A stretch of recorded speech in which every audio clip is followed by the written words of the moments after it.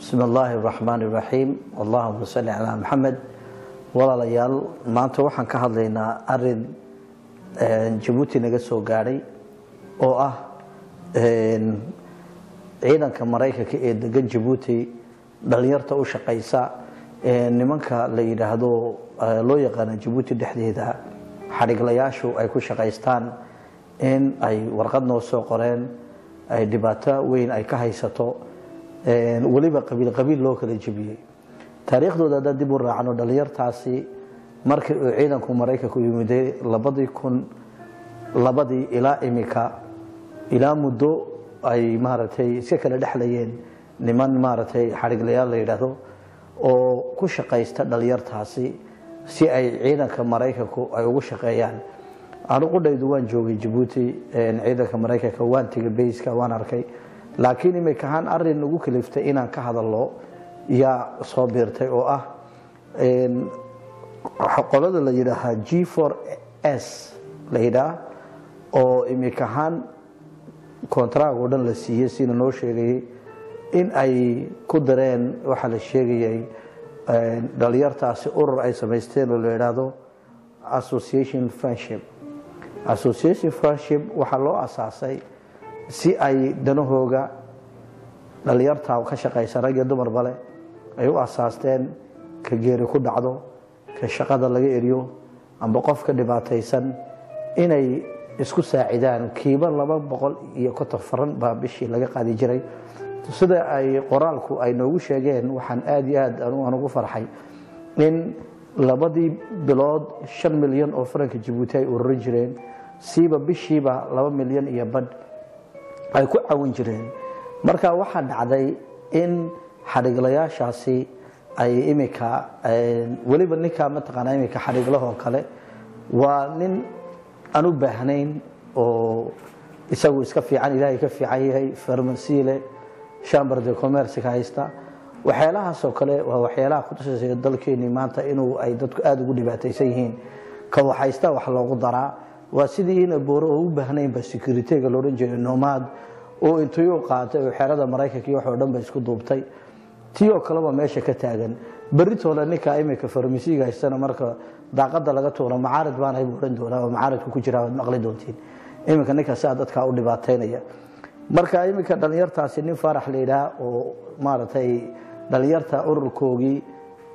gudoomiyaha ka ahaa in laga eriyay lagu diray nimankii Mareykanka lagu diray dhalinyarta ay u banaan baxeen wali ilaa hada shaqada lagu soo celiyay wali shaqadii lagu soo celin kiyaraa sidii ku shaqo beelay waayo maxaad u hadashaa daraadeed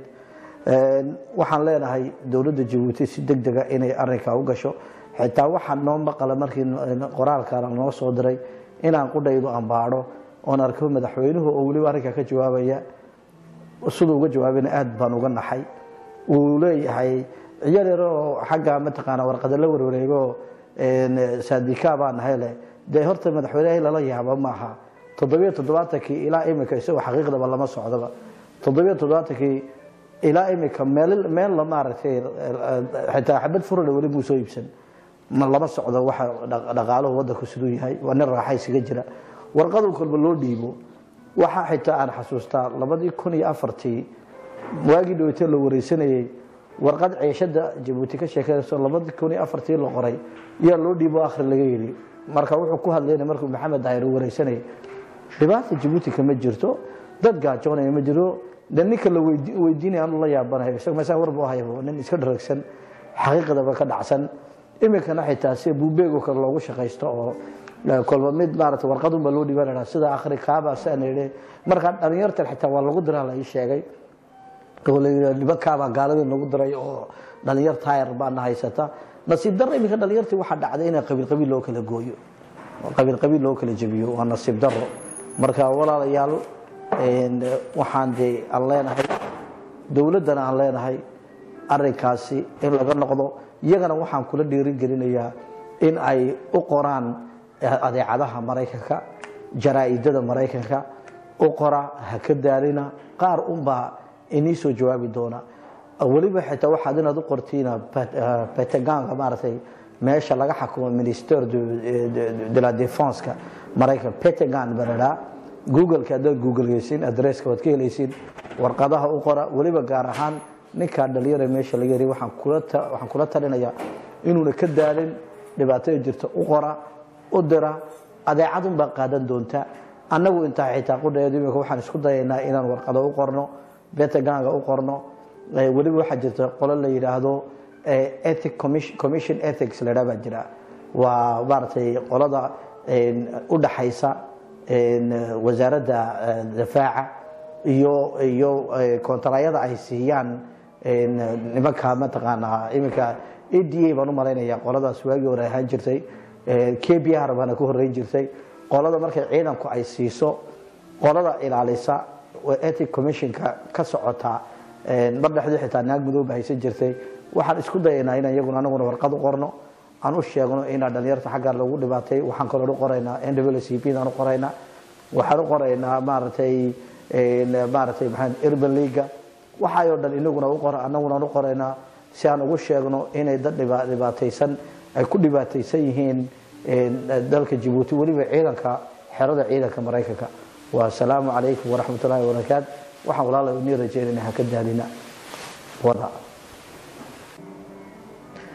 waxaan ilownay oo rabay inaan raaciyana walaalayaal cid kasta meesha aad joogtiinba haddii aad aragtaan arin dhibaato ah oo siiba gaar ahaan dalkeena Djibouti dad lagu dhibaataynayo walaalayaal nala soo xidhiidha annagu siyaasad kuma xidhin qolo kuma xidhin qabiil kuma xidhin xisbi been oo mucaarad baan ahayn annagu kuma xidhin annagu dawlad kuma xidhin annagu dadkaan u hadalaa walaalow noo soo dira emailkana xagga kala socday ay maartay ekraanka ka arkaysiin amba screenka ka arkaysiin awale@consultant.com waxa la wixii dhibaato jiro dhan walaalow noo soo dira waa inii soo jawaabayna waana ka hadlaynaa hadduu Ilaahay nafta noo daayo. Assalaamu calaykum.